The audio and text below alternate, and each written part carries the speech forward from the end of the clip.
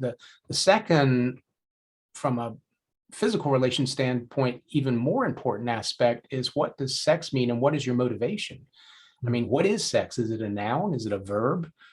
Is it intercourse with penetration? Is it anal sex? Is it oral sex? Is it a massage? Is it just hugging somebody? Different people define it differently, and not knowing what that means is a big deal, because many times in relationships, at least that we've observed, basically couples just get together, and usually they're physically attracted and romantically attracted, and intimacy just happens. They just can't keep their hands off each other. They're always together, and things are great. But then later, and a lot of times this will happen after children come into the picture for a multitude of reasons we can go into later, or stresses, or just getting used to each other, suddenly one partner is not as interested in being intimate physically with the other partner. And stereotypically, it's the guy that's more interested, and the woman's interest decreases, but that's not always the case, particularly later in life. But the guy or whatever partner will basically use the same approach, at least when we've talked to literally, geez, I haven't even counted, several hundred couples that have described this phenomenon.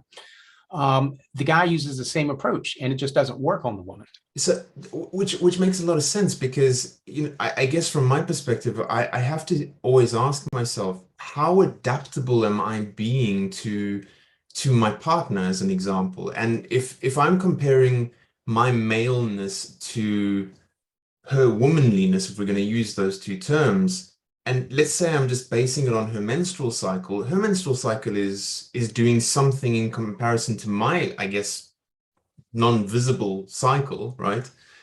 That I have to be highly attuned to that as well. So it's like, how many men are out there that actually want to step into that space, that track their partner's cycle, knowing when they're more desiring of intimacy, or just desiring of a different kind of intimacy? And these I think are such amazing questions, because one of the words that I would have added to the list that you were giving there as well is this idea of responsibility. How much responsibility is taken in the pure act of penetration? And most men don't realize that the moment you are penetrating your partner, be it casual partner or non-casual partner, there is a 100% responsibility that you are taking for that person's physicality that's changing. You are inserting yourself into a sacred space of someone that is receiving you. And if you aren't conscious of the amount of love that goes into just that act alone, it's just completely squashed. I totally agree. It's sadly, most people that I've encountered don't even think of that.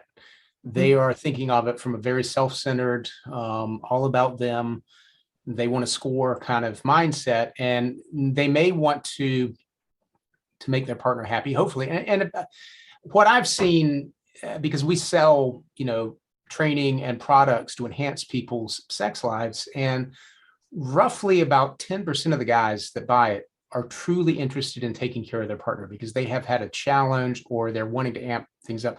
The other 90% basically are just trying to get their partner interested in sex again. And that's okay. I mean, the survival of our species depends on that. And I understand that drive as a man myself.